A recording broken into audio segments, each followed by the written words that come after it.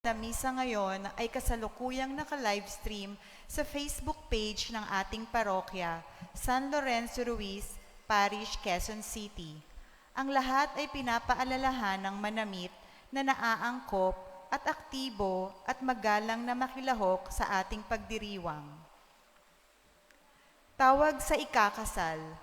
Si Lance Justine R. Calub, 30 taong gulang, nakatira sa Taft Avenue, Pasay City, ay ikakasal kay Kimberly Ann Edna Lino, 29 na taong gulang, nakatira sa Doña Faustina Village, Culiat, Quezon City, sa February 1, 2025, sa The Transfiguration of Christ Parish, Antipolo City.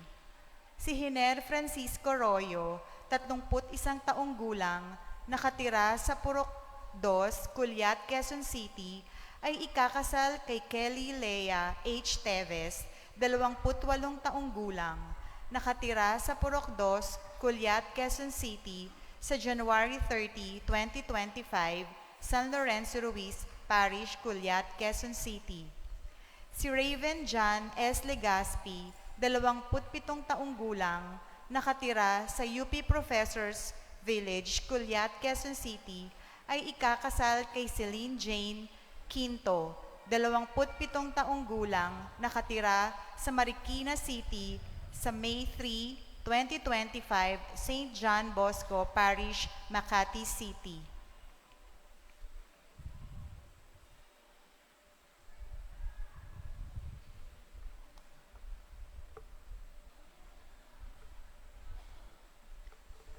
Ngayon po ang kapistahan ng Santo Niño na may temang Pag-ibig kay Jesus sa Kabataan Ngayon.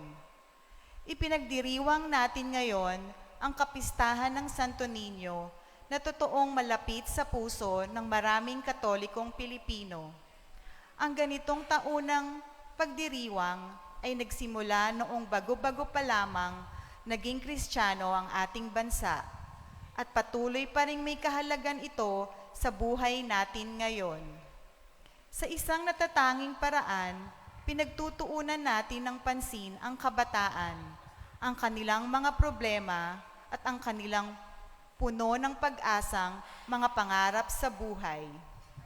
Ang araw na ito at lalong-lalo na ang pagdiriwang nating Eukaristiya ay magandang pagkakataon para ipagtagubilin ang ating kabataan sa kalinga ng Santo Niño.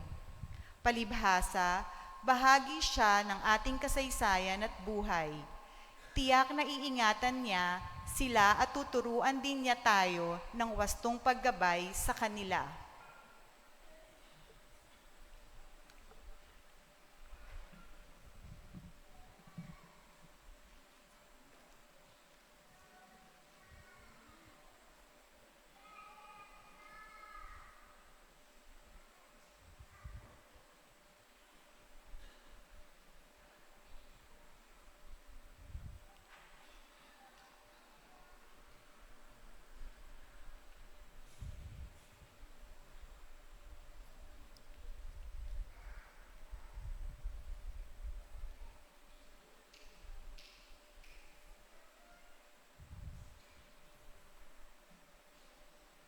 Magsitayo na po ang lahat at simulan natin ang banal na pagdiriwang.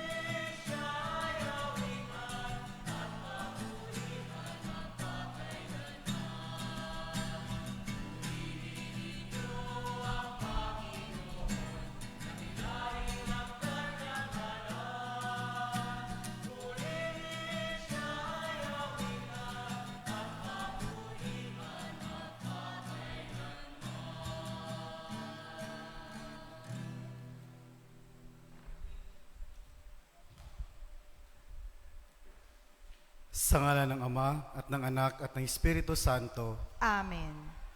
ang pagpapala at kapayapaan mula sa Diyos na Ama at sa Panginoong Hesukristo naway sumainyong lahat. At sumaiyo rin. Magandang hapon po sa ating lahat Magandang hapon po, Father. and welcome po for our Eucharistic celebration para sa ating pagdiriwang sa kapistahan ng Banal na Santo Niño.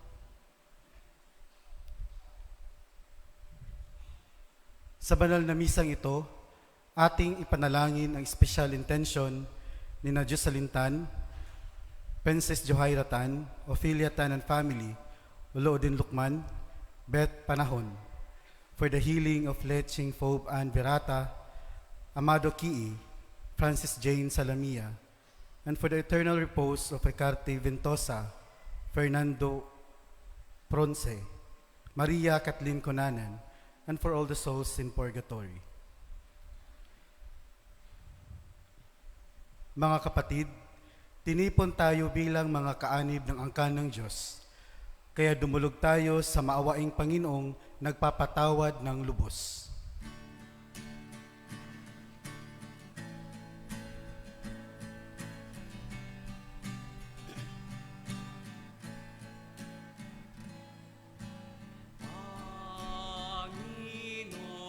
Panginoon, kaawaan mo kami.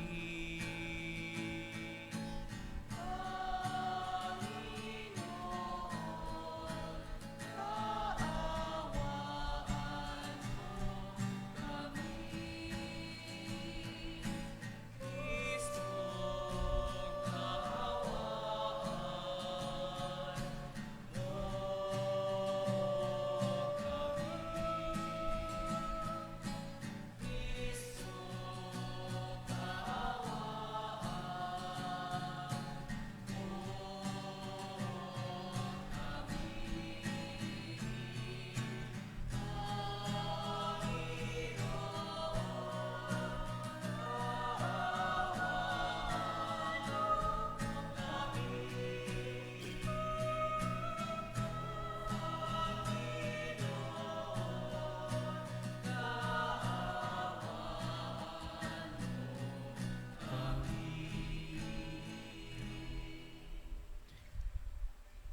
Kaawaan tayo ng makapangyarihang Diyos, patawarin tayo sa ating mga kasalanan, at patnubayan tayo sa buhay na walang hanggan. Amen. Papuri sa Diyos sa kaitasan.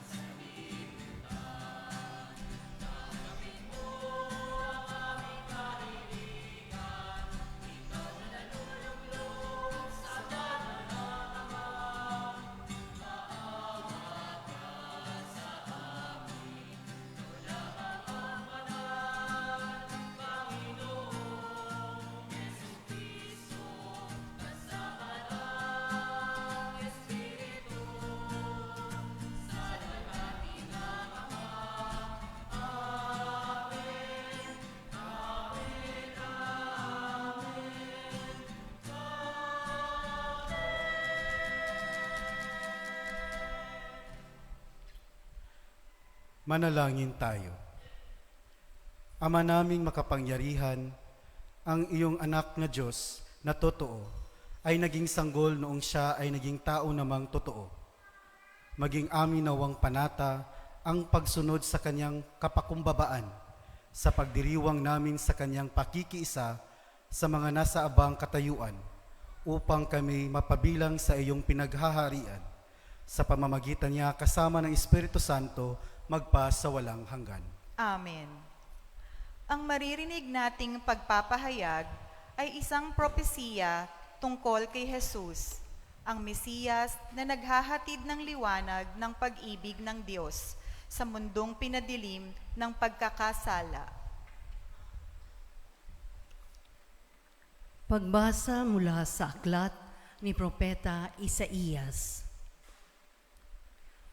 Nakatanaw ng isang malaking liwanag ang bayang malaonnang nasa kadiliman, na manaag na ang liwanag sa mga taong namumuhay sa lupaing balot ng dilim. Iyong pinasigla ang kanilang pagdiriwang, dinagdagan mo ang kanilang tuwa.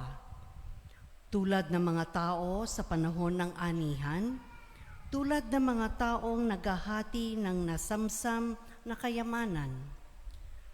Nilupig mo ang bansang umalipin sa iyong bayan, tulad ng pagkalupig sa hukbo ng Madian.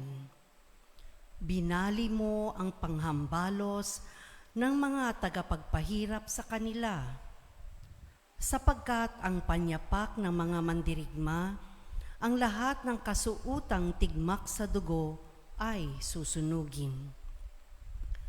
Sapagkat ipinanganak para sa atin ang isang sanggol na lalaki, ibinigay ang isang anak sa atin, at siya ang mamamahala sa atin. Siya ang kahangahangang tagapayo, ang makapangyarihang Diyos, walang hanggang Ama, ang prinsipe ng kapayapaan. Malawak na kapangyarihan at walang hanggang kapayapaan ang ipagkakaloob sa trono ni David at sa kanyang paghahari upang matatag ito at papanatilihing sa katarungan at katwiran ngayon at magpakailanman. Isasagawa ito ng makapangyarihang Panginoon. Ang salita ng Diyos. Salamat sa Diyos. Kahit saay namamalas tagumpay ng nagliligtas. Kahit saay na mamalas, tagumpay na nagliligtas. Umawit ng bagong awit at sa poon ay ialay, pagkat yaong ginawa niya ay kahangahangang tunay. Sa sariling lakas niya at taglay na kabanalan, walang hirap na natamo yaong hangad na tagumpay. Kahit saay na mamalas, tagumpay na nagliligtas. Ang tagumpay niya, ito'y siya na rin ang naghayag. Sa harap ng mga bansay, nahayag ang pagliligtas. Ang pangako sa Israel, lubos niyang tinutupad. Kahit saay na mamalas, tagumpay na nagliligtas. Tapat siya sa kanila at ang pag-ibig ay wagas. Ang tagumpay ng ating Diyos kahit saan ay namalas. Magkaingay na may galak yaong lahat sa idigdig. Ang poon ay buong galak na purihin sa pag-awit. Kahit saay na mamalas, tagumpay na nagliligtas. Sa saliw ng mga lira iparinig yaong tugtog, at ang poon ay purihin ng tugtuging maalindog. Tugtugin din ang trumpeta na kasaliw, ang tambuli, magkaingay sa harapan ng poon na ating hari. Kahit saay na mamalas, tagumpay na nagliligtas. Sa panalangin ito ng papuri at kahilingan, ipinahahayag ni Pablo ang ilan sa mga lalong kalugod-lugod na katotohanan ng ating pananampalataya. Pagbasa mula sa sulat ni Apostol San Pablo sa mga taga-Epeso. Mga kapatid, magpasalamat tayo sa Diyos at Ama ng ating Panginoong Hesukristo. Pinagkalooban niya tayo ng lahat ng pagpapalang espiritual dahil sa ating pakikipag-isa kay Kristo. At sa ating ang pakikipag-isang ito, hinirang niya tayo bago pa nilikha ang sanlibutan, upang maging banal at walang kapintasan sa harapan niya. Dahil sa pag-ibig ng Diyos, tayo'y kanyang itinalaga upang maging anak niya sa pamamagitan ni Heso Kristo. Iyan ang kanyang layunin at kalooban. Purihin natin siya dahil sa kanyang kahangahangang pagkalinga sa atin sa pamamagitan ng kanyang minamahal na anak. Kaya nga mula nang mabalitaan ko ang tungkol sa inyong pananalig sa Panginoong Hesus at ang inyong pag-ibig sa lahat ng hinirang, walang humpay ang pasasalamat ko sa Diyos para sa inyo. Inaalala ko kayo sa aking pananalangin at hinihiling sa Diyos na ating Panginoong Hesukristo, ang dakilang Ama. Napagkalooban niya kayo ng espiritu ng karunungan at ng tunay na pagkikilala sa Kanya. Naway liwanagan ng Diyos ang inyong mga isip upang malaman ninyo ang ating inaasahan sa Kanyang pagkatawag sa atin. Ito'y ang kalwalhatiang inilaan niya sa Kanyang mga hinirang. Ang salita ng Diyos. Salamat sa Diyos. Magsitayo po ang lahat.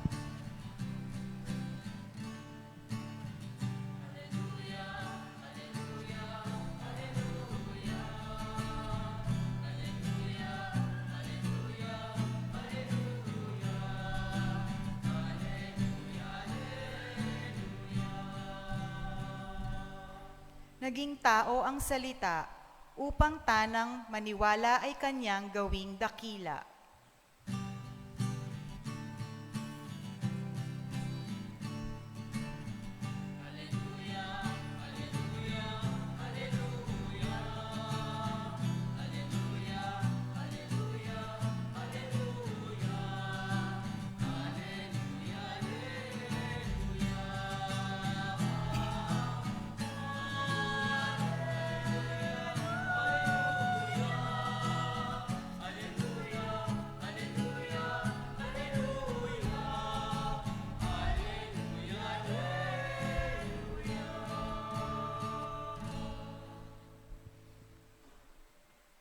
Sumainyo ang Panginoon. At sumaiyo rin.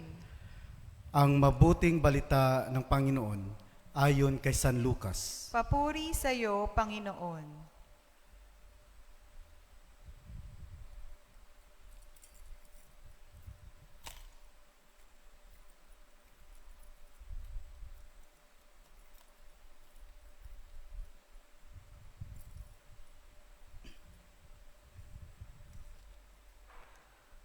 Taon-taon, tuwing pista ng Pasko, ang mga magulang ni Jesus ay pumupunta sa Jerusalem. At nang 12 taon na siya, pumaroon sila gaya ng dati nilang ginagawa. Pagkatapos ng pista, sila'y umuwi na. Nagpaiwan si Jesus sa Jerusalem, ngunit hindi ito napansin ng kanyang mga magulang. Sa pag-aakala ng isa, na si Jesus ay kasama ng isa, nagpatuloy sila sa maghapong paglalakbay. Nang malaman nilang hindi siya kasama, siya'y hinanap nila sa kanilang mga kamag-anak at kakilala. Hindi nila siya matagpuan, kaya't bumalik sila sa Jerusalem upang doon hanapin.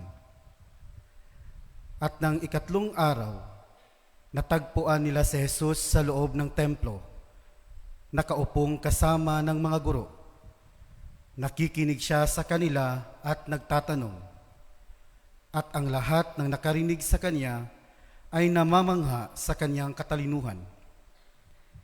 Nagtaka rin ang kanyang mga magulang nang siya'y makita. Sinabi ng kanyang ina, "Anak, bakit naman ganyan ang ginawa mo sa amin? Balisang-balisa na kami ng iyong ama sa paghahanap sa iyo. Sumagot siya, bakit po ninyo ako hinahanap? Hindi ba ninyo alam na ako'y dapat na nasa bahay ng aking ama? Ngunit hindi nila naunawaan ang pananalitang ito. Siya'y umuwing kasama nila sa Nazareth at naging masunuring anak. Ang lahat ng bagay na ito ay iningatan ng kanyang ina sa kanyang puso. Patuloy na lumaki si Jesus. Umunlad ang kanyang karunungan at lalong kinalugdan ng Diyos at ng mga tao. Mga kapatid, ang mabuting balita ng Panginoon. Pinupuri ka namin, Panginoong Hesukristo. Magandang hapon po sa ating lahat. At ngayon po, ang buong sambayan ng Kristiyanong Pilipino ay masayang ginugunita ang kapistahan ng senyor nating si Santo Niño. Kaya naman po, Viva Senyor Santo Niño! Ang hina naman, doon na yung malaki. Viva Senyor Santo Niño! Isang malakas pa kasi may rason kung bakit maging masaya tayo. Viva Senyor Santo Niño! Ayan, dapat pagdating sa Diyos, full force yung mga power natin. Mga kapatid, bakit kaya bilang isang Kristiyanong Pilipino ay meron tayong malalim na pananampalataya at debosyon sa Batang Hesus, ang Senyor Santo Niño? And for us to deeply answer this question, balikan natin ngayon ang kasaysayan ng Kristyanismo sa Pilipinas. At kapag ang pinag-uusapan ay the Philippine Church history, mahaba-haba po itong usapan. Kaya po, patawarin ninyo ako at tatagal ng 3 oras ang aking homily. Pero sa awa ng Diyos, mga 6 minutes lang po. Pero sana makinig tayo. Kasi minsan, hindi lumalalim kasi hindi natin naintindihan. Hindi lumalalim kasi hindi tayo nakikinig. Going back, there are first 5 group missionaries who came into the Philippines who brought the Catholicism in our country. Among the 5 groups, it was the Order of St. Augustine, or OSA, who first arrived in our land, and then followed by Franciscan, and then Jesuits, Dominican, and Recollects. But among the 5 first missionary, it was the Augustinian who first arrived. However, during Magellan's earlier arrival in 1521, when Filipinos discovered by Magellan, it was not yet the Augustinian, but Magellan's expedition itself that introduced Christianity to the Philippines, in particular sa Cebu. And this is what happened according to the Philippines church history. Raha Humabon, later baptized as Don Carlos, and his wife Hara Humamay, who was baptized as Juana, and both of them were baptized by Padre Pedro de Valderrama, a secular priest, a diocesan priest, who served as the chaplain of Magellan expedition. Both of them, they are the one who received the image of Santo Niño, given by Ferdinand Magellan as a gift. Thus, the first Catholic devotion being introduced to the native Filipino people is the devotion of Santo Niño. Kaya bilang isang Pilipino, napakahalaga po ang debosyon natin sa Santo Niño. Dahil ito ang naging simula o hudyat ng Kristyanismo sa ating mga Pilipino.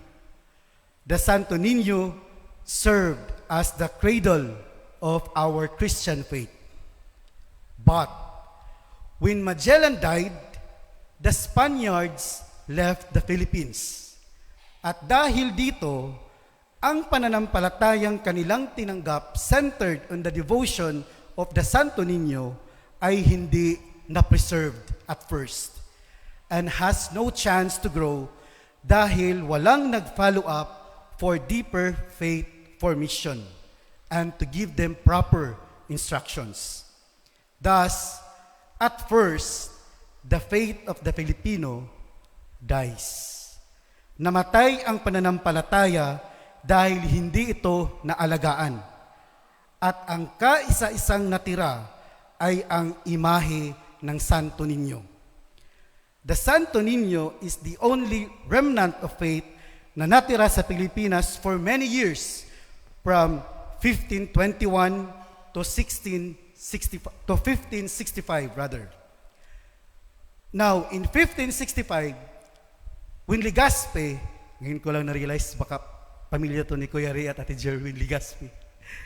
When Legazpi, another expedition came, a Spaniard came back to Cebu, at this time, accompanied by the Order of Saint Augustine. As I've said, the first missionary who arrived in the Philippines. At ang OSA nourished the faith of the Filipino. Isa sa mga sundalo ni Legazpi ang nakakita sa imahe ng Santo Niño sa isang nasusunog na nayon. At ito po ang imahe na ating makikita ngayon sa Basilica Mayor in Cebu. Imagine, for how many years namatay yung pananampalataya pero ang imahe ng Santo Niño still there. Nakita pa sa isang sunog na nayon. So ibig sabihin, parang nasunog. Kaya naisip ko, kaya siguro maitim yung original image of Santo Niño na doon na preserve sa Cebu at ang nangangalaga ay ang OSA. And this is the part where my homily will be coming from. Mga kapatid, the devotion to Santo Niño ay napaka-importante sa pananampalataya nating mga Pilipino dahil ito ay sumisimbolo sa isang pananampalatayang hindi namamatay. An icon of a kind of faith that will always stand the test of time, even if it was neglected and abandoned. Na ang pananampalataya, kahit nakatago at inabandona, the faith will still survive and continue to guide the people, even if they forget it.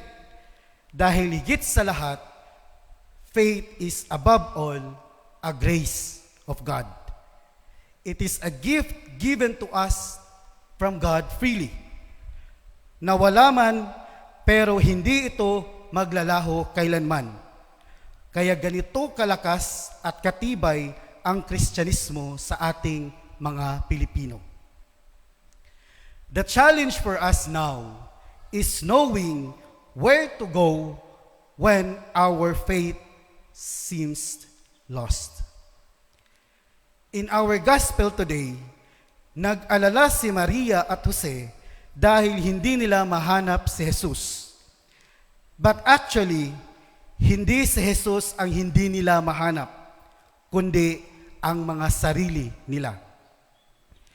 Hindi mahanap ni Maria at Jose ang mga sarili nila dahil sa sobrang misteryo ng grasya ng Diyos ang nakabalot sa kanilang mga buhay.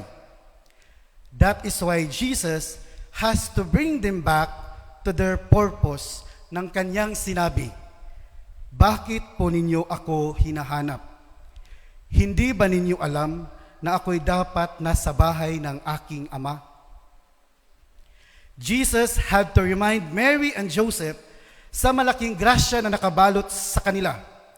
At sa wakas, nahanap na din nila ang mga sarili nila saan? Sa loob ng templo. It was not Jesus who was lost and found in the temple. It was actually Mary and Joseph who were lost and found Jesus in the temple. Mga kapatid, the best thing about Mary and Joseph that we need to follow is to always know where to find Jesus sa tuwing tayo ay nawawala na sa ating mga buhay. Kadalasan, tayo ay nawawala sa buhay dahil winawala tayo ng ating mga problema, mga pagsubok, at mga pasakit sa buhay. Pero, kung alam lang natin where to go, kahit na tayo ay mawawala, we have nothing to worry about dahil andyan parati ang Diyos. Dito sa loob ng templo, sa loob ng simbahan, at hindi siya mawawala magpakailanman. We can always find the Santo Niño sa loob ng simbahan as he was found sa nasunog na nayon sa Pilipinas noong unang panahon. And as he was found in the temple sa Ebanghelyo natin ngayon. Kaya po mga kapatid, magsimba po tayo parati. Jesus is always waiting for us here in the temple, sa simbahan. We can always find Jesus, flesh and blood, dito po sa banal na Eucharistia. At siya mismo ang mag-aalaga at magpapalalim ng ating pananampalatayang hindi mawawala magpakailanman. Sana po, parati ko pong nire-remind ang kahalagahan ng pagsisimba araw-araw, at the very least, tuwing linggo. Kasi po, dito sa templo, nandito lang po ang lahat na ating hinahanap na grasya. Si Kristo mismo. From the Holy Eucharist comes all the graces we need in life na siyang magbibigay sa atin ng mga lakas upang kayanin natin ang pagsubok sa buhay. And ultimately, I always say, parang sinasabi ko nga, parang nagsasawa na yung mga parishioner ng Sanlo, puro na lang ako, Eucharist, pagsisimba. Sinasabi ko, di ba, last December or starting September, October, meron tayong programa na Balik Handog Simbahan. May attendance, tapos makakatanggap ng bigas. I think that was the very desperate move of the church to bring back people to church. Tapos na po ang Balik Handog. Dati punong-puno ang simbahan. Ngayon, nakakalungkot po mga kapatid. Kung ano pa ang pinakamahalaga sa ating buhay, yun pa ang hindi natin inaalagaan. We have to understand that at the end of our life, what matters most to God when we come to Him face to face ay yung mga panahon na inalaan natin sa loob ng simbahan at hindi po yung panahon na inilaan natin sa labas ng simbahan. The Holy Eucharist is our last hope of salvation. Bakit? Dahil ang banal na Eucharistia ay si Kristo mismo. We have this blessed saint, Carlos Acotis, and he will be he will be canonized as saint this coming, I think, April. Meron siya, at the modern time, may naging santo pa. And he was a youth. I think his work is parang computer science or something related to computer. At isa sa kanyang mga ginawa noon, nung buhay pa siya, parang inipon niya lahat ng mga milagro ng banal na Eucharistia, compiled, at saka parang in-upload niya sa internet. Yun ang pinaspread niya, the miracle of the Holy Eucharist. At alam niyo po, may sinabi siyang hindi ko talaga makalimutan. And I want you to remember this. Sinabi ko na po ito, but it's good to be reminded from time to time. It's very good. Ang sabi niya, ang banal na Eucharistia is my highway to heaven. Amen. Magsitayo na po ang lahat.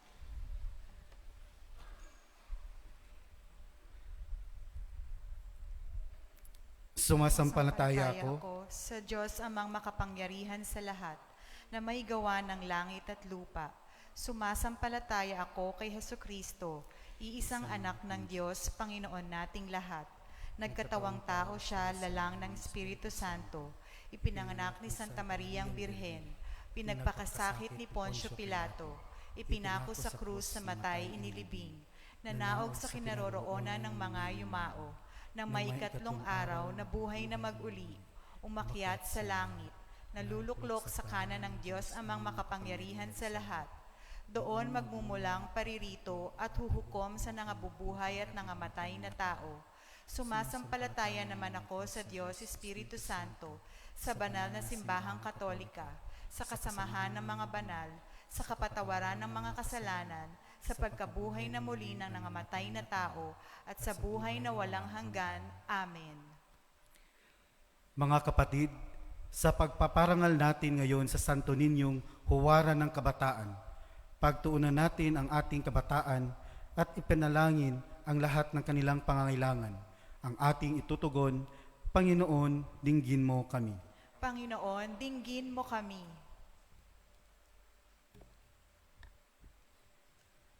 Naway ang buong simbahan sa pamumuno ng Santo Papa, ating obispo, at mga pari ay mapamalas ng wakas na kalinga ng ating kabataan. Manalangin tayo. Panginoon, dinggin mo kami. Naway lumago ang ating kabataan sa katapatan at kalinisan sa kanilang pagsasabuhay ng mga tunay na mapagpapahalaga sa Pilipino. Manalangin tayo. Panginoon, dinggin mo kami. Naway lahat ng deboto ng Santo Niño ay tumanggap kay Jesus ng inspirasyong magpalago ng kanilang pag-ibig sa Diyos at sa kapwa. Manalangin tayo. Panginoon, dinggin mo kami. Naway lahat ng guro at ang media practitioners ay makatulong sa pagkikintal sa ating kabataan ng mga tunay na pagpapahalaga at makaakit sa kanilang isabuhay ang mga ito. Manalangin tayo. Panginoon, dinggin mo kami. Naway alagaan ng lahat ng katolikong magulang ang kanilang mga anak, tulad ng pag-aalaga ni Maria at Jose kay Jesus, at tulutan nawang mahubog silang maging mabubuting mamamayan at mga masisigasig na kasapi ng simbahan. Manalangin tayo. Panginoon, dinggin mo kami. Naway tulad ng batang si Jesus sa Ebanghelyo ngayon, tayo ay lumago sa ating pananampalataya sa pag-aaral ng salita ng Diyos at pagsasabuhay sa mga aral nito. Manalangin tayo. Panginoon, dinggin mo kami. Tahimik po natin ipanalangin ang ating mga pansariling kahilingan at ang mga kahilingang ating inaalay para sa banal na misa ngayon.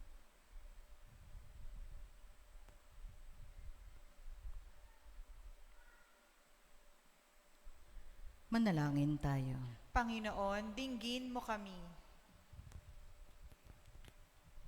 Panginoon, tulutan mong pagbalasakita namin ang kabataan ngayon at pagsikapan ang kanilang kapakanan alang-alang sa pag-ibig namin sa iyong nabubuhay at naghahari ng walang hanggan. Amen.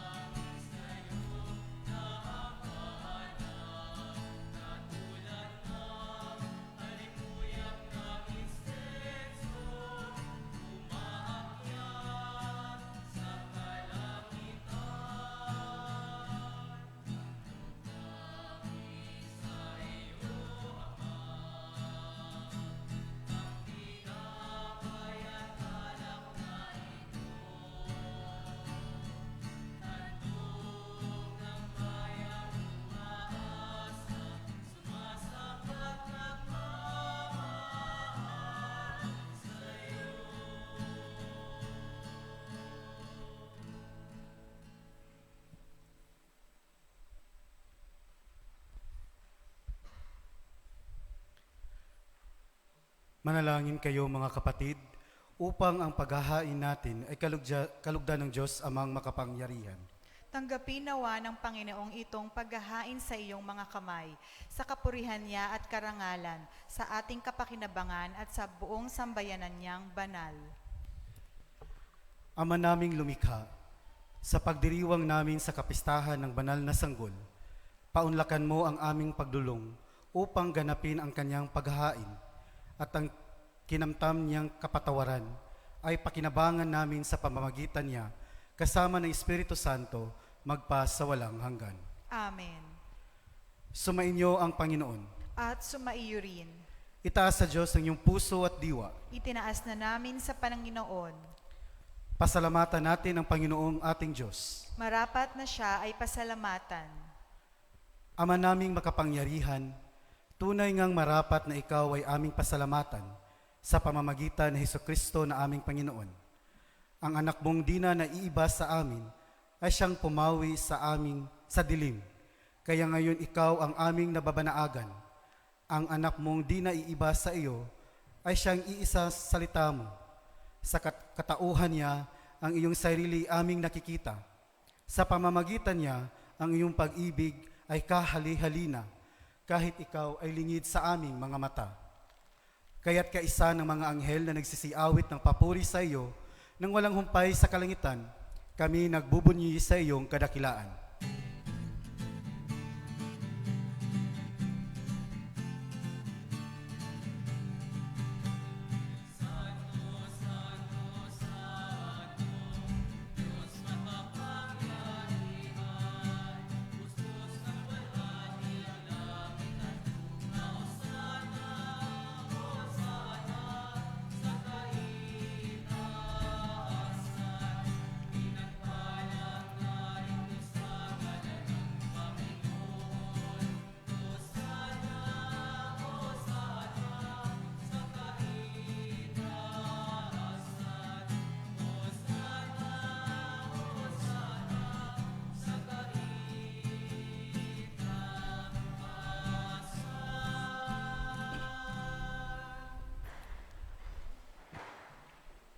Ama naming banal, ikaw ang bukal ng tanang kabanalan. Kaya't sa pamamagitan ng iyong Espiritu, gawin mong banal ang kaloob na ito upang para sa amin maging katawan at dugo ng aming Panginoong Hesukristo. Bago niya pinagtiis ang kusang loob na maging handog, hinawakan niya ang tinapay, pinasalamatan kanya, pinaghahati-hati niya iyon at inabot sa kanyang mga alagad at sinabi, "Tanggapin ninyong lahat ito at kanin.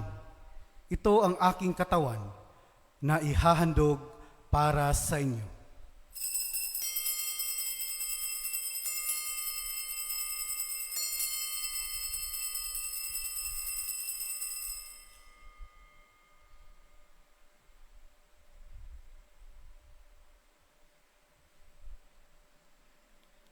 Gayon din naman, noong matapos ang hapunan, hinawakan niya ang kalis, muli kanyang pinasalamatan.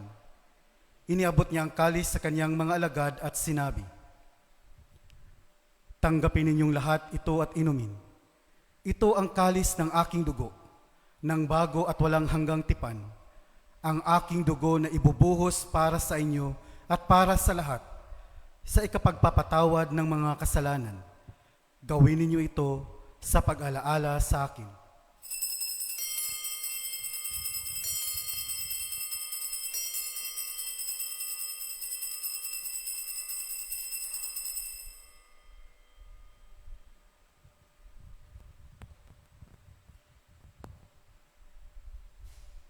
Ipagbunyi natin ang misteryo ng pananampalataya.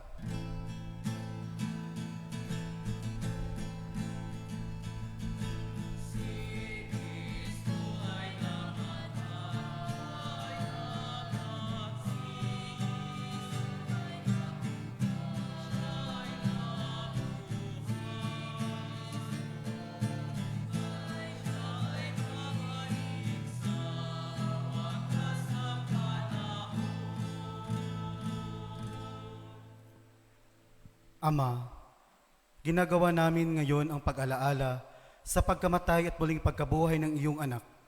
Kaya't inialay namin sa iyo ang tinapay na nagbibigay buhay at ang kalis na nagkakaloob ng kaligtasan.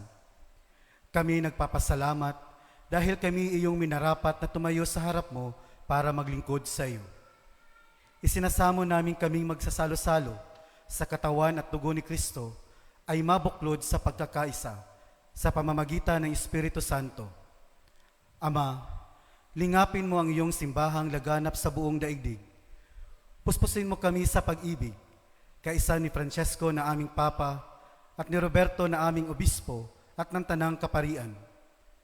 Alalahanin mo rin ang mga kapatid naming nahimlay na may pag-asang sila'y muling mabubuhay, gayon din ang lahat ng mga pumanaw. Kaawaan mo sila at patuloyin sa iyong kaliwanagan. Kaawaan mo at pangidapatin kaming lahat na makasalo sa iyong buhay na walang wakas. Kaisa ng mahal na Berheng Maria ng Ina ng Diyos, ni San Jose, kaisa ng mga apostol at ng lahat ng mga banal na namuhay dito sa daigdig ng kalugod-lugod sa iyo. May pagdiwang nawa namin ang papuri sa ikararangal mo sa pamamagitan ng iyong anak na aming Panginoong Hesukristo. Sa pamamagitan ni Kristo kasama niya at sa Kanya, ang lahat ng parangal at papuri ay sa iyo, Diyos Amang makapangyarihan, kasama ng Espiritu Santo, magpa sa walang hanggan.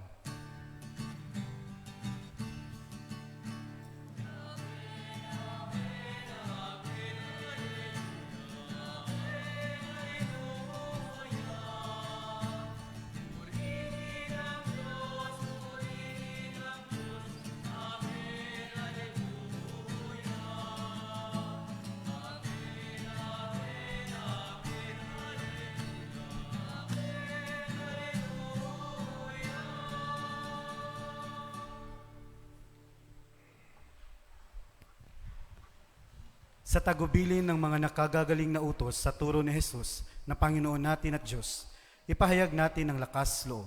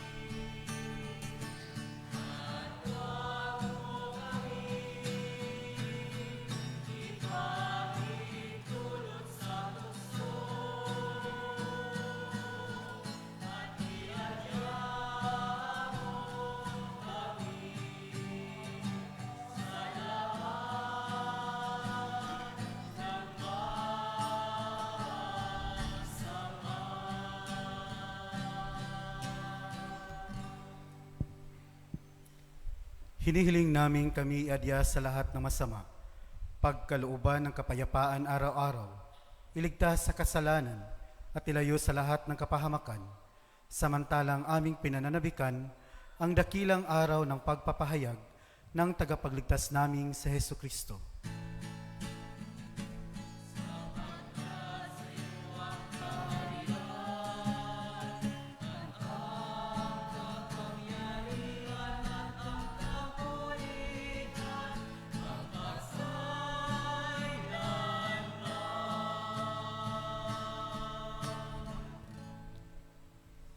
Panginoong Hesukristo, sinabi mo sa iyong mga apostol, kapayapaan ang iniiwan ko sa inyo, ang aking kapayapaan ang ibinibigay ko sa inyo. Tunghayan mo ang aming pananampalataya at huwag ang aming pagkakasala. Pagkalooban mo kami ng kapayapaan at pagkakaisa ayon sa iyong kalooban, kasama ng Espiritu Santo magpa sa walang hanggan. Amen. Ang kapayapaan ng Panginoon ay laging sumainyo. At sumaiyo rin. At ngayon po, magbigayan tayo ng kapayapaan sa isa't isa.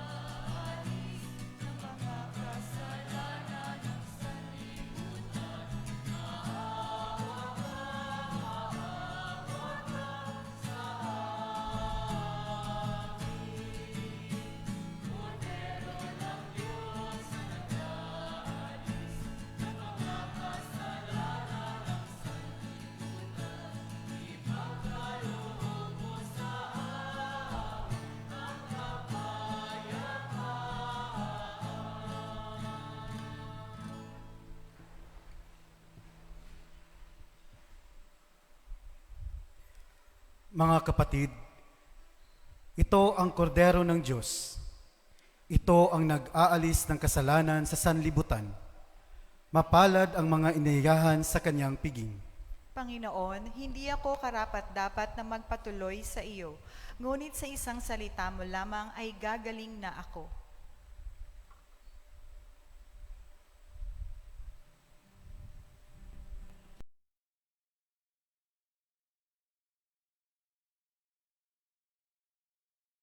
Espiritual na pakikinabang. O Jesus ko, naniniwala ako na ikaw ay tunay na naririyan sa banal na sakramento. Minamahal kita ng higit sa lahat at ninanais ko na ikaw ay tanggapin sa aking kaluluwa. Bagamat sa sandaling ito ay hindi kita matatanggap sa paraang sakramental, pumarito ka man lamang sa aking puso sa paraang espiritual. Tinatanggap kita na ikaw na naririto at buong puso akong nakikipag-isa sa iyo. Huwag mong pahintulutang ako'y mapahiwalay sa iyo. Amen.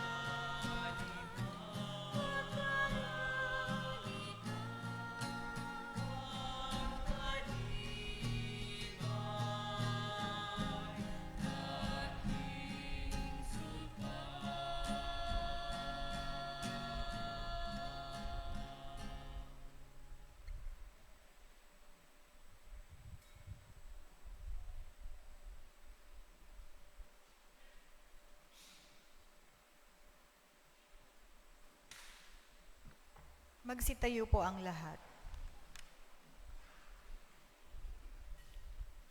Manalangin tayo.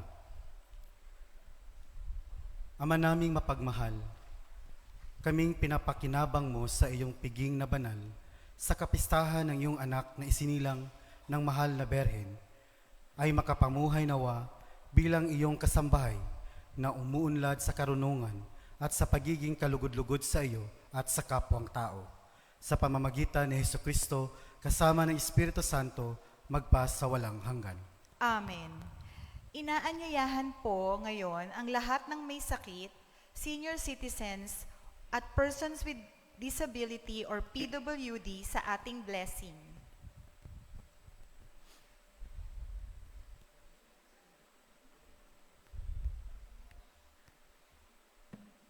Mga may sakit po at mga senior citizen, PWD, please come.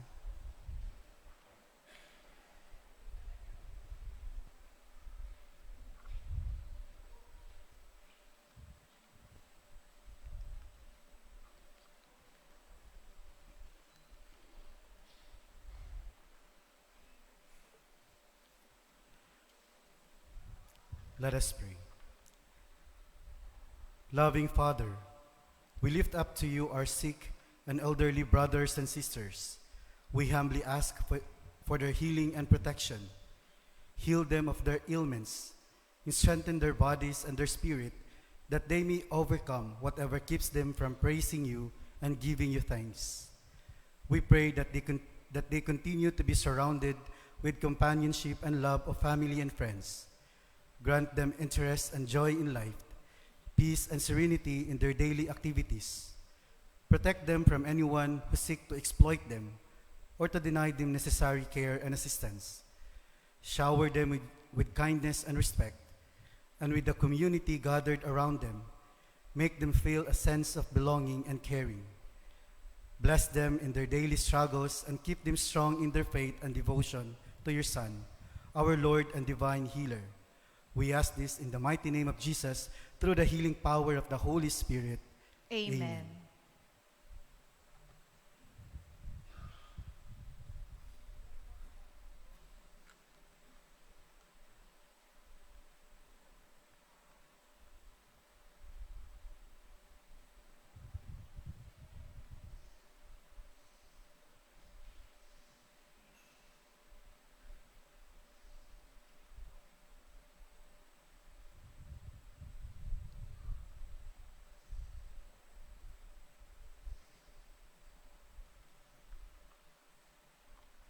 Magsiupo muna sumandali para sa mga paalala.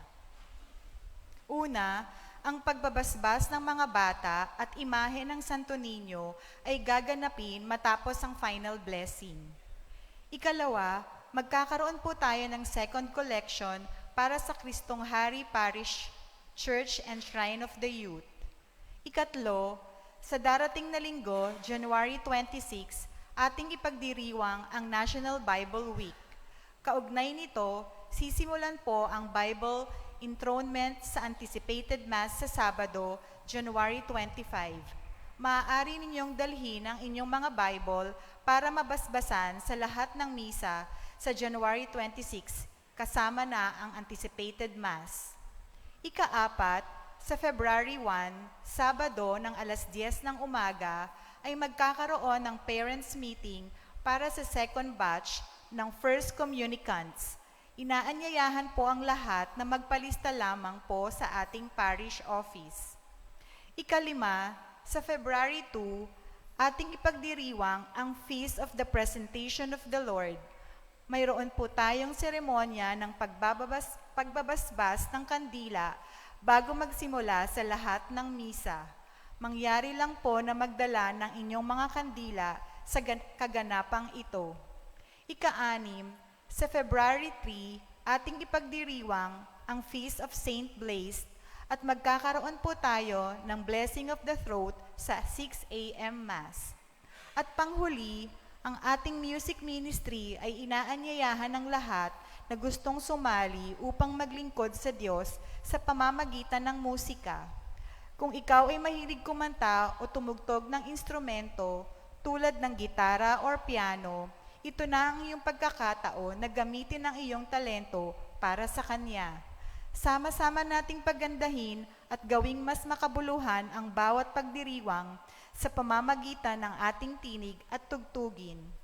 Bukas po ito para sa lahat, anumang angtas ng karanasan. Para sa mga gustong sumali, maaari lamang na pumunta sa parish office o kontakin si Ate Arian Sabio sa numerong 0906-885-0211. Maraming salamat po. Magsitayo na po ang lahat. Maraming salamat po sa ating mga mother butlers, altar servers, lay ministers, LECOM, SOCOM, and our choir. Maraming salamat po sa inyong walang sawang pagsiservisyo sa ating simbahan. At sa inyo pong lahat, sa inyong pagsisimba ngayon sa ating kapistahan ng ating mahal na Santo Niño. Sumainyo ang Panginoon At sumaiyo rin. at pagpalain kayo ng makapangyarihang Diyos, Ama at Anak at ng Espiritu Santo. Amen. Natapos na ang banal na pagdiriwang, humayo kayo sa kapayapaan upang mahalin at paglingkuran ang Panginoon. Salamat sa Diyos.